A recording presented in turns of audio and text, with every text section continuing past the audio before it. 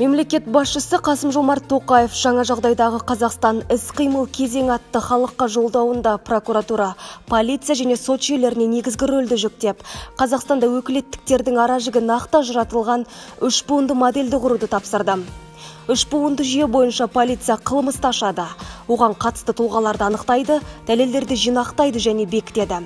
Прокурорға қылмыстық істер бойынша негізгі процессуалдық шешімдерді келісу және бекіту міндеті жүктелді. Прокурор жинақталған дәлелдемелерге тәуелсіз баға беріп, азаматтардың құқықтарының бұзылуына тосқауыл қояды. Азаматтардың қылмыстық процестің орбитасына заңсыз таралуына жол бермейді, сотта мемлекеттік айыпты қолдайды.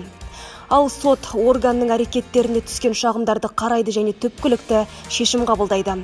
Аталған өзгерістер азаматтардың конституциялық құқықтарын қорғауға, қылмыстық процестің шеңберіне негізсіз тарту фактілерін болдырмауға және тұтастай алғанда тергеудің объективтілігін қамтамасыз етуге мүмкіндік береді.